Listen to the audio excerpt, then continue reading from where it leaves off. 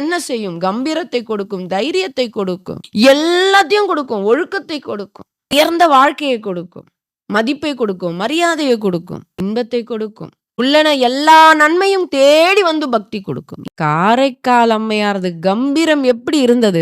இறைவனே பயந்தாரா?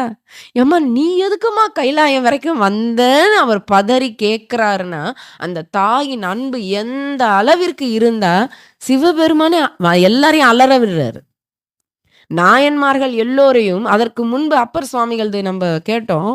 கொஞ்ச நஞ்சம் சோதனை இல்லை. ஆனால் அந்த தாயிடத்தில் மட்டும் எத்தனை பயம் பாருங்க. நீ ஏம்மா என்ன தேடி வந்த? அந்த அம்மா என்ன கேட்டாங்க? 4 விஷயம் கேட்பாங்க. முதல்ல என்ன சொல்லுவாங்க? அப்பா உன் மீது இருக்கிற இந்த அன்பு இரவாத அன்பு வேண்டும்.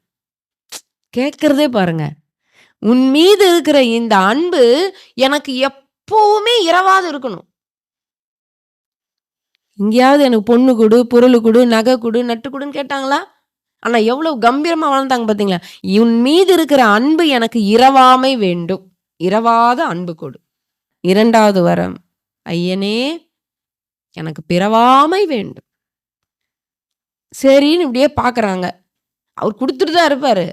3வது என்ன கேட்குறாங்க? மீண்டும் பிறந்தால் நல்ல இந்த மாதிரி ஒரு புருஷனை கொடுக்காது அப்படின்னா கேட்டாங்க.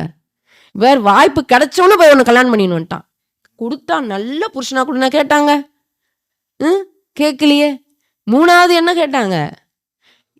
மீண்டும் பிறந்தால் ஐயனே உன்னை என்றென்றும் மறவாமை வேண்டும். என்ன வரம்! இதெல்லாம் நம்ம முன்னோர்கள் சொல்லி வச்சுட்டு போயிருக்காங்க. நாம அதெல்லாம் படிக்க மாட்டோம். 4வது ஒண்ணு கேட்பாங்க. ஆடுகின்ற சேவடி கீழ் நான் அமர்ந்திருக்க வேண்டும். ஆடுகின்ற திருவடி இருக்குல்ல, அது கீழே நான் உட்காந்துட்டு இருக்கணும். இது பக்தி.